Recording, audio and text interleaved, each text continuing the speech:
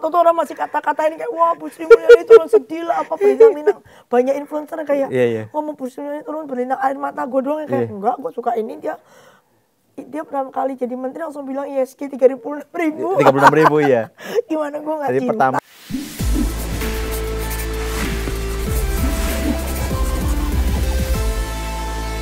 Cik, kemarin Pak Menku sempat bilang ISG bisa loh ke 36.000. Bisa aja. Kalau bisa aja, kan dia bilang 10 tahun. Iya, 10 tahun. Bisa lah. Bisa. 10 tahun kan? 10 tahun. Bisa. Tergantung regulasinya. Kalau memang BPJS boleh beli, ya kan? Terus pension fund boleh beli, dan unit link naik apa digalak boleh jualan lagi insurance. Terus misalnya kayak semua company wajib punya pension fund untuk karyawan yang porsinya 25% ke atas harus di equity, ya bisa aja. Yang penting duitnya masuk banyakin aja kan. Intinya mendorong lebih banyak pemain besar masuk ke capital market ya. Itu mau sehat kan, pemain besar bisa gede juga. Ya. Iya kan. Jadi harus balance antara retail, fund, and asing. Asing mau masuk ke kita lebih berat lah. Karena dia lihatnya makro. Indonesia harus growth gitu kan. Kita weightnya di MSCI mesti di atas 3%, 4% gitu baru matters.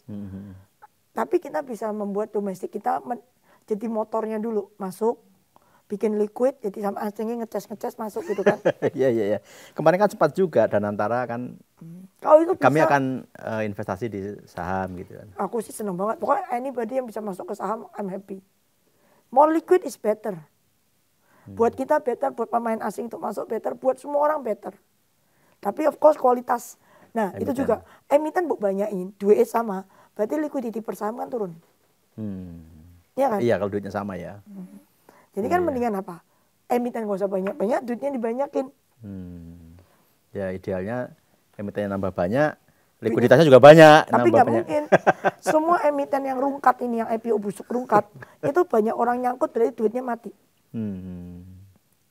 Iya nggak? Semua emiten yang rungkat yang nyangkutin orang, yang IPO ya, itu duitnya mati kan. Akan gue lihat kalau IPO itu harusnya ada kayak masa observasi. Kan pemilik lama nggak boleh jual 8 bulan nih. Itu peraturan kan lock kan. 8 bulan nggak boleh turun loh. Enak kayak gitu ya. Jadi orang nggak berani IPO sembarangan. Lu terima duit, masa 8 bulan saham lu turun? Ya kecuali force majeure, pabrik kebakaran gitu kan. Atau bencana alam kena gempa geblok gitu kan. Tapi logikanya itu loh, lu terima duit fresh 8 bulan masuk udah rungkat. Iya kan? Mana mungkin lu waktu terima duit bikin forecast 3 tahun ke depan. 1 tahun ke depan deh, gak usah ngomong 3 tahun deh. Masa 8 bulan rungkat? Oke, Cik. Kan gak mungkin itu. Iya, menarik. Saya ingin tanggapan Cik Joet tentang langkah-langkah Menkyu nih. Kemarin kan dalam tanda kutip diapresiasi market banget ya. I think I'm the first person yang bilang gue cinta dia. Waktu itu orang masih kata-katain kayak wah Bu Sri Mulyani turun sedih lah apa bintang Minang. Banyak influencer kayak ngomong Bu Sri Mulyani turun berinang air mata, gue doang kayak enggak, gue suka ini dia pertama kali jadi menteri langsung bilang ISG 36.000. 36.000 ya. Gimana gue nggak cinta? Jadi pertama cinta nih sama Pak Purbaya. I'm the first one who declare that I love him. Apa aja yang menurut Cicu yang berani? Dan dia tuh praktisi. Ya. Dan dia orang saham. Of course gue kan bias kan, gue penting orang saham daripada orang bond. Karena gue orang saham, gue bias. Tapi maksudnya at least tuh dia, yang gue pernah ngomong di podcast, yang satu tuh stability, yang ini mau growth. Bu Sri Mulyani kan mau stability, dia kan mau growth. Buat orang saham kita mau growth. Seneng growth ya. The whole country juga maunya growth. Lu kalau stagnan tuh kan gue udah kasih ilustrasi, lu kayak diinfus pakai ventilator, lu hidup enggak, mati enggak, stabil. Iya enggak? Tapi di growth itu kan kayak lu dikasih listrik lu sudah koma nih, jedet gitu kan. Either you survive atau mati gitu kan. Tapi at least ada chance of survive. That chance yang kita mau, the hope that we can grow. Itu yang kita mau. Dan dia tuh berani, dia kan so far kayak mau, ya gue nggak tahu eksekusi nanti gimana ya, tapi at least illegal rokok mau diberantas. itu kan duit bisa masuk negara tuh. 40-50 T dapat loh. Ya kalau lu udah terima 40-50 T dari negara kok, bisa nggak lu ngurangin pajak, misalnya PPN balikin ke 10%. Lebih bagus kalau bisa 9. Tadi mau 8, tapi kayak nggak kita kalau 8. 10 lah, balikin kayak dulu 10, 9 lah. Ya kan? Itu aja udah, rakyat itu udah terbantu banyak. Uangnya di kantong lebih banyak. Terus tadi dia bikin hotline yang pajak itu yang 19.000 komen. Ya. In one day apa 1 hour gue sampai ngakak. Ya itu kan ada terobosan lah. Iya. Masa terus ya nggak tahu dia ada pecat-pecat orang segerombol kan di tukang pajak Yang juga pajak, kan. ya. Ya ada terobosan. Terus dia suka sidak.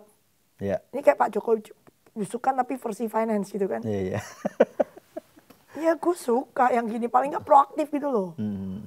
Do something, make it different, langsung duit masuk ke bank gitu kan. Ya, yang 200 triliun. Ya. Jadi dia increase M2 kan, tinggal velocity of money sekarang untuk GDP growth. Iya. Semoga berhasil. Semoga berhasil. Gue sih mendoain dia sukses. Gue sih, wow, dia mungkin orang mereka gila nih, menterinya unusual. Justru kita saat ini perlu terobosan. Ini gue udah ngomong 2 tahun. We need terobosan, we need terobosan, we need terobosan. Waktu itu gue gak ngerti terobosannya apa. Ya kan? Ya ternyata dengan Menq baru mungkin terobosan. Dulu gue gak tahu kayak, kan kayak, aduh, waktu itu tahun berapa ya ngomongnya? 2023 akhir, 2024 awal kalau gak salah gue ngomong itu. Siapa yang ngomong? Aing ngomong di interview sama Kontan. We need terobosan, kalau nggak mati nih, kita kayak drifting down. Berarti baru terrealisasi 2025. Iya, akhir. Gue udah ngomong Tapi 2024. bagi orang equity, growth itu lebih menarik kan dibanding stabilitas ya pasti. Of course, stabilitas tuh kesayangan orang bond. Ya. Stabil, kupon lu kebayar, ye.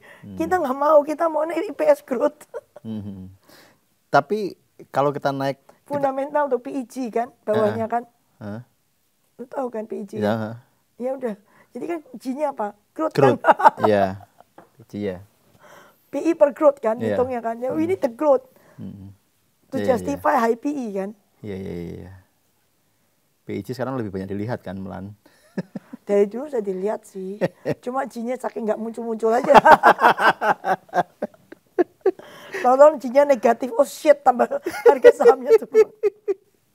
Iya. Kalau sampai akhir tahun nih, Ci, kira-kira gimana market? Hari ini aja copi. Ya masih copi lah mungkin. Biasa ya, banyak uncertainty masih menurut gue. Nah, sampai ini kan tahun copi MSCI nih. Ya. Terus ya gue nggak tahu nanti Trump ngomong apa lagi. Kemarin Trump udah damai nih sama Cina kan. Iya. Tapi kan perdamaian mereka kan nggak pernah tahan lama. In the historically, jadi selama jadi presiden, gue rasa banyak uncertainty. Banyak uncertainty globally. Ya Indonesia juga banyak uncertainty. Kan ganti Pak Prabowo setahun ya. Jadi masih ganti-gantikan policy yang lama kayak misalnya CPO ditertibkan. Habis itu kan mining ditertibkan. Tambang. Ya kan? Nggak tahu apalagi nanti ditertibkan. Tapi kayak setiap penertiban tuh pasti copi. Iya. Pasti ada yang orang terdampak kan. Ya kayak kemarin apa PIK 2 dicabut PSN tiba-tiba gitu kan. ya. Nah, Pani turun. kita juga lagi penertiban nih. Yeah. Ya kan pajak pun ditertipin gitu kan sekarang kan. Every penertiban ya kaget.